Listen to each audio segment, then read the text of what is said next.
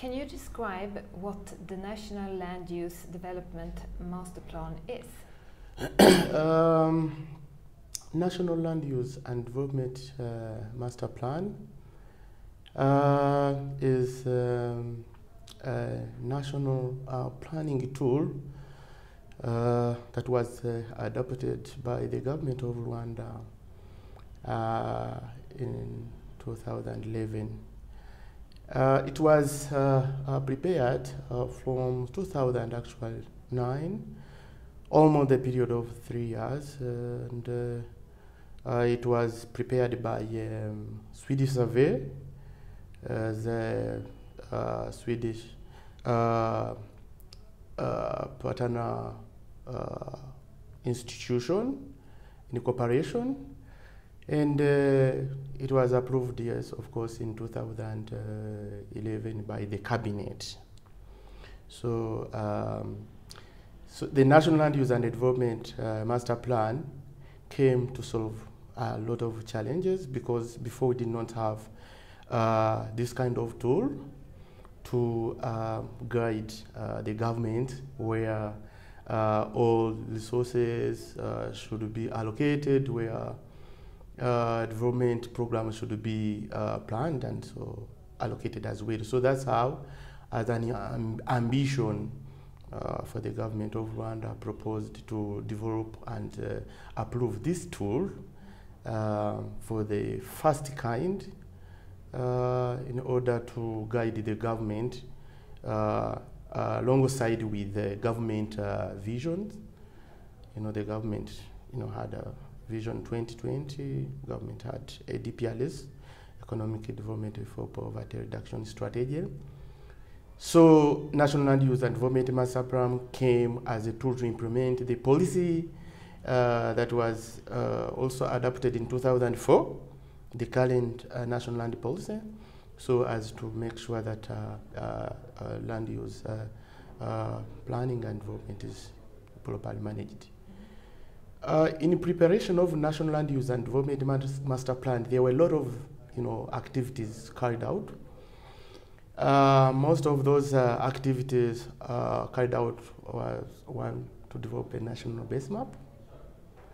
And also there were a lot of activities related to studies, ecological sensitive areas, identifying those risk areas, suitability analysis, and all those activities really were carried out in order to know how and where in the future proper and efficient land management will be. So that's in brief about the National Land Use and Development Master Plan. Yeah, it was very important because before, the government found it very important to have this tool, because we did not have National Land Use and Development Master Plan. It was very important to guide, all other tools.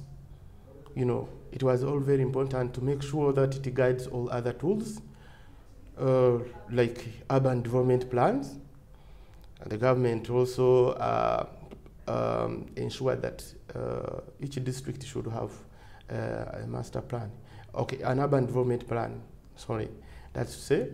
And even each district was prepared to have a district land use plan alongside with district development program, DDP, yes, of course. So it was very important to come to guide all those tools at a local level, at the local level, at the district level, so to guide their implementation. So as a good tool to guide their implementation. That's why specifically it was very important to guide all those initiative tools to make sure that implementation of land use planning is well organized.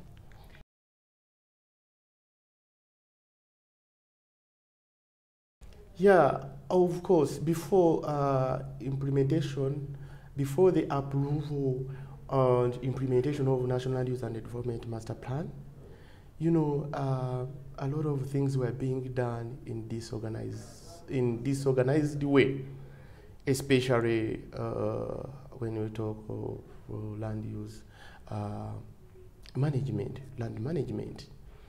So because we did not have this tool at a national level, so almost everything, we had a lot of, settlement activities taking place in informal way, agriculture, the same thing, forestry, all different categories of land use that were being really not well organized. But when National Land Use and Development Master Plan was adopted, it showed the good channels of implementation, the good directives, instructions, where and each of land use should be. It is not, the National Land Use and Development Master Plan is not a detailed tool, but at least it has some directives. It's through those directives that now everything were now taking place in a proper manner. At least there was a reduction of making things in an informal way. So as a guide, we had seen some changes. So we may not say a lot of changes as such, but there were some changes happened in order to implement land use. So this is only the difference if you compare before and even after when the National Land Use and Development Master Plan was adopted.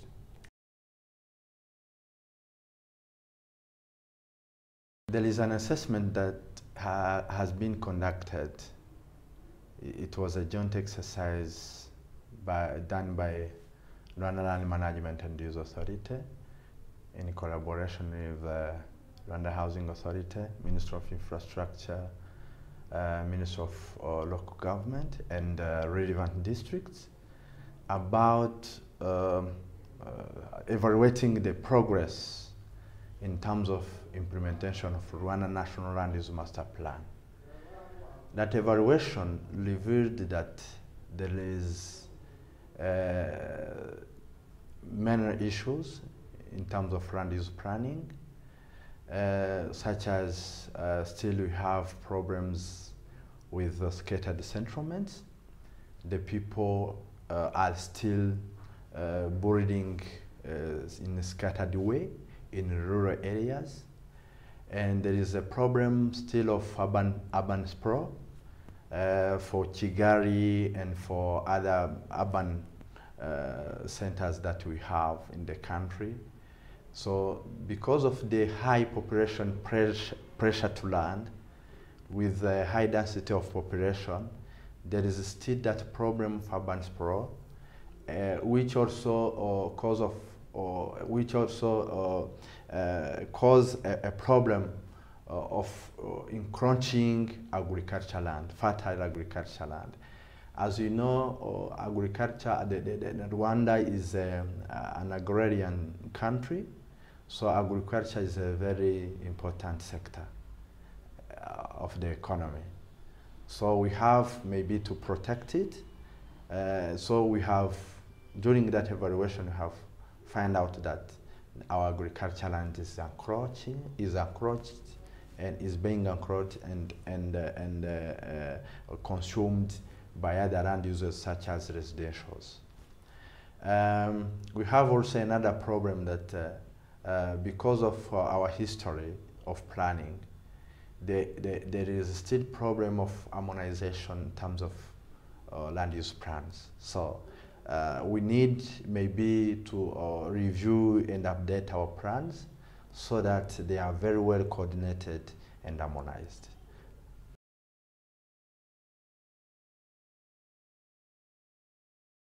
I would say we still have challenges. As I said before, we still have challenges. The government is doing the best that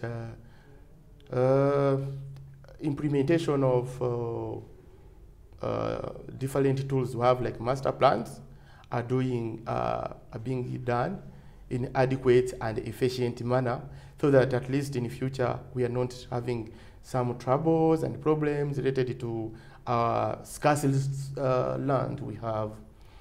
But I would say currently, we are, though we are facing a lot of challenges as well in terms of implementation. All those conflicts I've been talking related to different uses because of economic growth.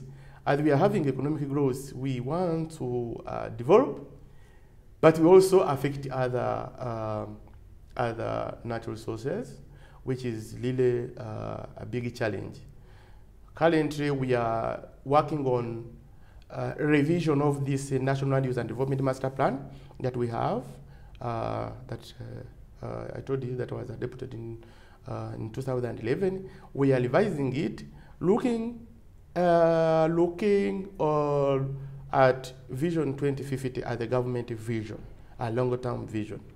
So where do you want the land to be in all those years, up to 2050, as the country be developed to another level? So we want to revise. I mean, we are in the process of revising the plan, but the government is also revising all other plans. Like we have City of Kigali Master Plan, we have secondary cities master plan that will be also revised, but as well also other district development plans. So we want to make sure that we make a revision according to new vision, so that at least we'll be able to tackle all those challenges. The government has national transformation, strategic transformation program.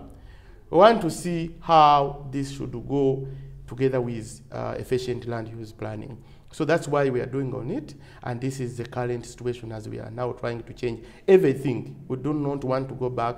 We've been having a lot of challenges because we have learned some lessons from the experience we have. So we want to change so that in the future, where are we going, given the big population, given the scarce land of Rwanda? So, you know.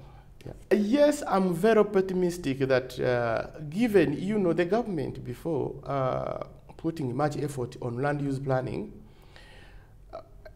put much efforts in land registration, systematic land registration and so forth. A lot of achievements, you know, even in Rwanda is among the best countries in the world to register properties, you know that.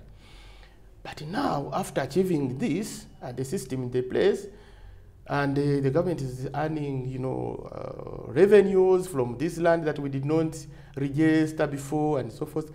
And now, are we efficiently using this land that we managed? Now we are focusing on land use. You see, now we are focusing, the government is putting much effort to make sure that we have a good land use planning. And one of the way that we are going to, the ministry is putting much effort is agricultural land that I told you that has been affected highly. Recently, there has been a ministerial instruction that was submitted to different institutions, informing them to protect agricultural land. That will not stop there. We are going even need to develop laws and those mechanisms, all those initiatives that will make even mapping of agricultural land and demarcating it, as well as restricting it from being affected. Then it will also help other land uses to be properly managed. So that is the experience we've been having. But I think it has been a long way, and we still have a long way to go, but at least we learn from the experience. Yeah.